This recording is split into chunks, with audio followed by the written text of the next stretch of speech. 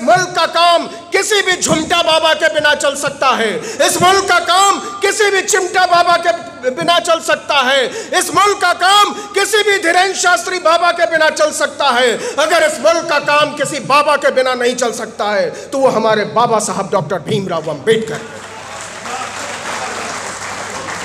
मैं आपको बताना चाहता हूं कि इस मुल्क से तमाम बाबाओं का नामो निशान मिटाने की जरूरत है।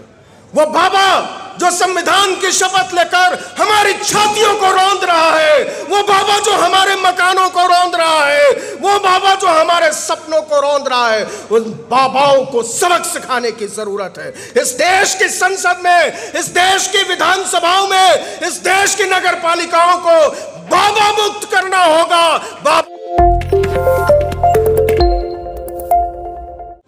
नमस्कार, आदाब, सत श्री अकाल, जय भीम, जोहार। सबसे पहले तो आप सब लोगों को इस बात की बधाई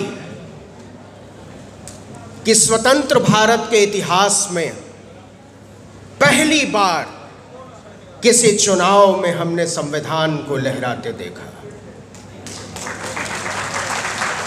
पहली बार हमने सामाजिक न्याय को केंद्रीय मुद्दा बनते देखा। पहली बार हमने देखा कि कोई चुनाव आदमी और आदमी की बराबरी के नाम पर लड़ा जा रहा है। इसके लिए आप सब लोग बधाई के पात्र हैं। लेकिन इससे आगे का सवाल है कि क्या इसके बाद ये लड़ाई खत्म हो जानी चाहिए? क्या हमने वो सब हासिल कर लिया है जो किसी भी चुनाव से हम हासिल करने की उम्मीद करते हैं? क्या हम आने वाले दिनों में उम्मीद कर पाएंगे कि किसी इंदर मेघवाल को मारा नहीं जाएगा, किसी पायल तड़वी को मारा नहीं जाएगा, किसी रोहित वेमुला को लटकाया नहीं जाएगा? और अगर यह उम्मीद हमारे दिलों में नहीं है तो ये लड़ाई अभी बाकी है। और ये लड़ाई उस रोज तक चलेगी जिस रोज तक एक भी आदमी को, एक भी औरत को, एक भी बच्चे को मारा जा रहा है, सताया जा रहा है, दबाया जा रहा है।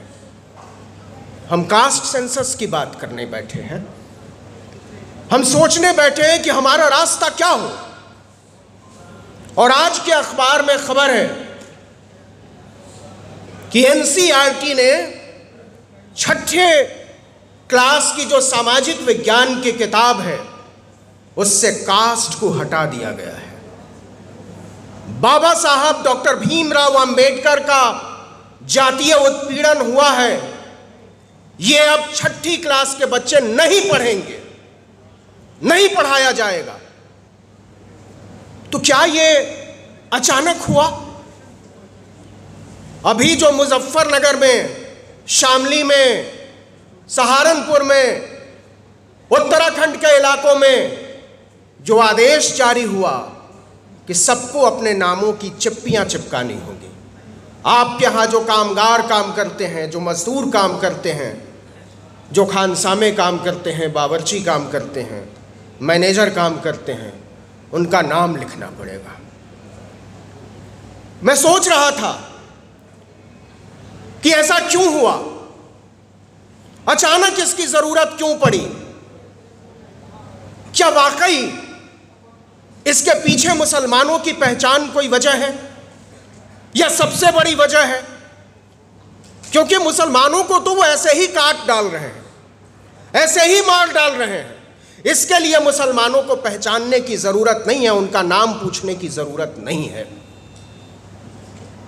मुसलमानों ने इस मुल्क में कभी भी अपनी पहचान नहीं छुपाई, अपना नाम नहीं छुपाया, अपनी उपासना पद्धति नहीं छुपाई। तो फिर वो किसकी पहचान करना चाहते हैं? किसका नाम जानना चाहते हैं? किसका गोत्र जानना चाहते हैं? और मैं आपको चेतावनी देना चाहता हूं कि अगर आप सोच रहे हो कि मुसलमानों की पहचान के नाम पर जो लोग पीछे छुपे हुए हैं वो बचे रह जाएंगे, तो गलत सोच रहे हो। कल को वो दलितों से, पिछड़ों से, आदिवासियों से कहेंगे अपने माथे पर तुम्हें अपनी जात का नाम चिपकाना पड़ेगा।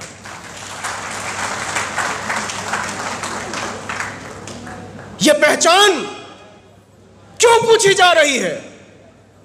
क्यों पूछा जा रहा है कि आपको अपना कौम बताना पड़ेगा, अपना नाम बताना पड़ेगा, अपना ईमान बताना पड़ेगा? यह इसलिए हुआ है कि इस चुनाव में संविधान सबसे बड़ा मुद्दा बना। यह इसलिए हुआ है कि कास्ट सेंसस को, जातीय जनगणना को आपकी 7 पुश्तें अब टाल नहीं सकती हैं। इसलिए वो पिछले दरवाजे से, चोर दरवाजे से जानना चाहते हैं उन तमाम लोगों के नाम, उन तमाम लोगों की पहचान जो संविधान के हक में खड़े हैं, जो बराबरी के हक में खड़े हैं, जो समता, न्याय और बंधुत्व के सिद्धांत के हक में खड़े हैं। और इसलिए मैं आपको बताना चाहता हूं कि लड़ाई को थोड़ा और बड़ा किया जाए, अपने दिलों को थोड़ा और बड़ा किया जाए। और इसलिए बड़ा किया जाए कि परिवार जितना बड़ा होता है उतना मजबूत होता है, उतना ताकतवर होता है, उसकी हैसियत उतनी बड़ी होती है। तो छोटे छोटे खित्तों में बंट के हम कोई भी बड़ी लड़ाई को किसी लॉजिकल कंक्लूजन तक, किसी तार्किक अंजाम तक नहीं पहुंचा पाएंगे। अगर हम सोचते हैं कि बाबा साहब को हम रख लेते हैं, सरदार पटेल को आप रख लो, संतराम बीए प्रजापति को वो रख लें, तो ये लड़ाई किसी मुकम्मल अंजाम तक पहुंचने वाली नहीं है मेरे दोस्त। इसलिए जरूरी है कि जरा अपनी खिड़कियां खोलें, अपने दरवाजे खोलें और उन सबसे ज्यादा अपनी नजर, अपना नजरिया, अपना दिल खोलें। जरा सोच कर देखिए कि जिनको इस्लाम के नाम पर, मुसलमान के नाम पर जिनका शिकार किया जा रहा है, वो कौन लोग हैं? वो हमारी और आपकी तरह के लोग हैं, हमारे और आपके बीच से आए हुए लोग हैं। कोई दर्जी का काम करता है, कोई मोची का काम करता है, कोई खेतों में पानी पटाने का काम करता है, कोई चूहा मारकर खाता है। उनको अपने साथ जोड़ने की जरूरत है। और मैं जो खतरा महसूस कर रहा हूं, यह बात सच है कि यह चुनाव संविधान की तरफ मुड़ा। यह बात सच है कि यह चुनाव समता, न्याय, बराबरी, बंधुत्व की तरफ मुड़ा। लेकिन इस चुनाव में जो मैं खतरा देख पा रहा हूं, उस खतरे से आपको वाकिफ कराना चाहता हूं। जिस तरीके से, क्योंकि हम रिप्रेजेंटेशन की बात करने के लिए बैठे हैं, हम प्रतिनिधित्व की बात करने के लिए बैठे हैं, तो आप गौर कीजिए जिस तरीके से उत्तर प्रदेश से, जिस तरीके से बिहार से, यहां तक कि पश्चिम बंगाल से, तमिलनाडु से मुसलमानों के प्रतिनिधित्व को मिटाने की कोशिश की गई है, ये बहुत खतरनाक संकेत है। अगर आपको किसी दंगाई का मुकाबला करने के लिए, अगर आपको हमको किसी फसादी का मुकाबला करने के लिए, अगर हमको आपको किसी संविधान विरोधी का मुकाबला करने के लिए संविधान का ही विरोध करना पड़ जाए, फसाद के पक्ष में खड़ा हो जाना पड़े, दंगाइयों के पक्ष में खड़ा हो जाना पड़े, तो फिर हम में और आप में कोई फर्क बचेगा नहीं। इसलिए जरूरी है कि हम उन मुद्दों की पहचान करें जिन मुद्दों के दम पर हम और आप एक हो सकते हैं। हम उन लोगों की पहचान करें जिनके साथ ये लड़ाई बड़ी हो सकती है। इस संसद में और लोगों की जरूरत है, और वो लोग कौन होंगे ये हम और आप मिलकर तय करें कि विधानसभाओं में बैठने वाले लोग कौन होंगे। आज मैं जोर देकर कहना चाहता हूं कि इस मुल्क का काम किसी भी झुमटा बाबा के बिना चल सकता है।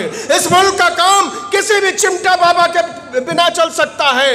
इस मुल्क का काम किसी भी धीरेन्द्र शास्त्री बाबा के बिना चल सकता है। अगर इस मुल्क का काम किसी बाबा के बिना नहीं चल सकता है तो वो हमारे बाबा साहब डॉक्टर भीमराव अंबेडकर हैं। मैं आपको बताना चाहता हूं कि इस मुल्क से तमाम बाबाओं का नामो निशान मिटाने की जरूरत है।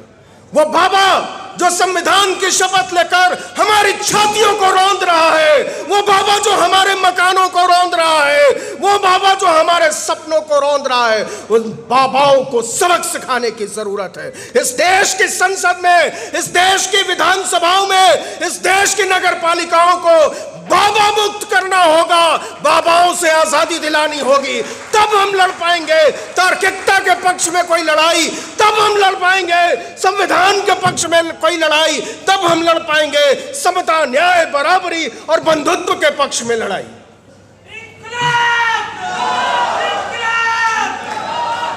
लड़ाइयां ऐसे नहीं लड़ी जाती।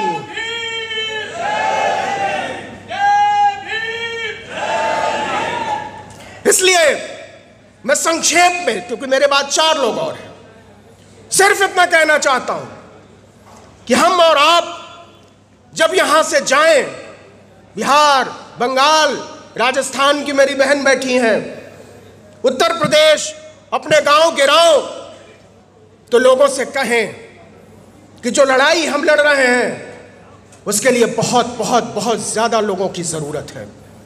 क्योंकि इस देश में, और इस देश में ही नहीं, पूरी दुनिया का इतिहास उठाकर पढ़ लीजिए, पूरी दुनिया में कभी भी सताए हुए लोगों का इतिहास नहीं लिखा गया, पूरी दुनिया में कभी कालों का इतिहास नहीं लिखा गया, पूरी दुनिया में कभी दलितों, पिछड़ों, आदिवासियों का इतिहास नहीं लिखा गया।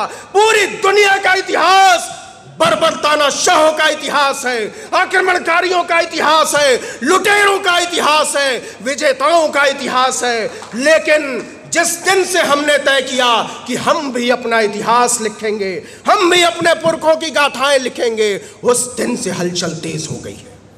उस दिन से हमको और आपको सबक सिखाने की तैयारी हो रही है। और आप लिख लीजिए, केवल 24 घंटे पुरानी बात है कि इस देश के सरकारी कर्मचारियों पर आरएसएस में शामिल होने की जो पाबंदी थी वो किस लिए उठाई गई है। यह कोई साधारण बात नहीं है, यह रातों रात नहीं है, यह संविधान के हमलावरों को अपने काम में जुट जाने की मुनादी है। अगर हम और आप इसको समझ नहीं पा रहे हैं, अगर हम और आप इसके खतरों को नहीं समझ पा रहे हैं और नहीं जान पा रहे हैं कि अगला निशाना कहां होगा, तो शायद बहुत भोले हैं हम। जरा सोच कर देखिए, नीट का घोटाला, यूपीएससी का घोटाला, यूजीसी नेट का घोटाला, सीएसआईआर नेट का घोटाला, किसके लिए? क्यों नीट की दोबारा परीक्षा नहीं हो रही है? यह परीक्षा दोबारा इसलिए नहीं हो रही है कि इस मुल्क की सरकार, जिन लोगों ने 10-10 लाख, 20-20 लाख, 50-50 लाख रुपए देकर हमारे गरीब बच्चों का हक मारा है, वो बच जाएं, उनका मेडिकल कॉलेजों में दाखिला कहीं लटक न जाए, इसलिए तैयारी हो रही है कि नीट का परीक्षा मत होने दो। तो हम और आप, लक्ष्मण यहां बैठा हुआ है, उससे पूछिए कि उसको विश्वविद्यालय से क्यों निकाला गया। और ये केवल अकेले उसकी बात नहीं है, उन लाखों लोगों की बात है जिनको पढ़ने से रोका गया है, जिनको लिखने से रोका गया है, जिनको बोलने से रोका गया है। जिस दिन भी आप लिखने की बात करोगे, जिस दिन भी आप पढ़ने की बात करोगे, जिस दिन भी आप बोलने की बात करोगे, उस दिन आपके ऊपर लाठियां चलेंगी, उस दिन आपके ऊपर पत्थर चलेंगे, उस दिन आपको गालियां सुननी होंगी। तो क्या हम लड़ाई लड़ने से इनकार कर देंगे? क्या हम पीछे हट जाएंगे? क्या हम सोचना बंद कर देंगे? या फिर हम अपनी आवाज को और ऊंचा उठाएंगे? या फिर हम अपनी मुट्ठियों को और कस के भींचेंगे? या फिर अपनी आंखों में पलते हुए सपनों को आसमान जैसा विस्तार देंगे? यह तय करो मेरे दोस्तों, मेरी माओ, मेरी बहनों, मेरे बुजुर्गों, मेरे साथियों, यही तय करो। और इसी वक्त तय करो कि यहां से जब उठकर जाओगे तो तुम्हारे लिए लड़ाई के हजारों मोर्चे खुलते हैं कि नहीं। यही तय करो कि जब अपने दोस्तों से मिलोगे, जब अपने साथियों से मिलोगे, जब अपने रिश्तेदारों से मिलोगे, तो बताओगे कि नहीं कि हमने जो 2 रुपए, 4 रुपए, 10 रुपए, 20 रुपए देकर इस देश के नामी विश्वविद्यालयों में पढ़ाई कर ली, उन विश्वविद्यालयों पर ताला लटकाने की तैयारी क्यों है? क्यों बदनाम किया जा रहा है जेएनयू को? क्यों बंद किया जा रहा है जामिया यूनिवर्सिटी को? क्यों अलीगढ़ मुस्लिम यूनिवर्सिटी को बदनाम किया जा रहा है? इसलिए कि इन विश्वविद्यालयों में पढ़ने वाले गरीब, इन विश्वविद्यालयों में पढ़ने वाले दलित, पिछड़े, पसमानदा आपसे बराबरी के कुर्सी पर बैठकर बराबरी का हक न मांगने लगे। इसलिए इस देश के तमाम शानदार विश्वविद्यालयों पर ताला लगाने की जिम्मेदारी है। एक लड़ाई जो मुकम्मल तौर पर लड़ी जानी चाहिए, वो सिर्फ मुकम्मल तौर पर लड़ी जा सकती है। यह लड़ाई हमारी लड़ाई नहीं है अकेले की। ये लड़ाई आप जो बैठे हुए हैं, केवल आपकी भी लड़ाई नहीं है। ये लड़ाई जो इस हॉल के चारों तरफ खड़े लोग हैं, उनकी भी लड़ाई नहीं है। ये लड़ाई हमारी आने वाली नस्लों की लड़ाई है। ये लड़ाई हमको जीतनी पड़ेगी, अपने आप को मिटाकर भी जीतनी पड़ेगी। हमारे पास विकल्प नहीं है, हमारे पास कोई दूसरा रास्ता नहीं है कि हम लड़ें। और इसलिए मैं आपको ताकत देने आया हूं और आपसे ताकत लेने आया हूं कि इस लड़ाई के तसव्वुर तय किए जाए, इन हौसलों की उड़ान तय की जाए, अपने सपनों का आसमान तय किया जाए और हम मिलजुल कर उन दंगाइयों को पहचाने जो असल में नाम तो दूसरे लोगों का लेते हैं लेकिन उनके निशाने पर एक बड़ा तबका है। इस देश में दलितों को, पिछड़ों को, आदिवासियों को, पसमानदा को किनारे करके जो राजनीति रचने की कोशिश की जा रही है, उस राजनीति को उखाड़ फेंकने की जिम्मेदारी आप में से हर एक के कंधे पर है। और इसलिए आखिर में मैं केवल इतना कहना चाहता हूं कि करा के दंगा जला के बस्ती, करा के दंगा जला के बस्ती, मुआवजा बांटता है जो अब, करा के दंगा जला के बस्ती, मुआवजा बांटता है जो अब, उठो कि मिलजुल करके हमको है उसका खाना खराब करना। जय भीम, इनकलाब जिंदाबाद, जय संविधान, जय लोकतंत्र।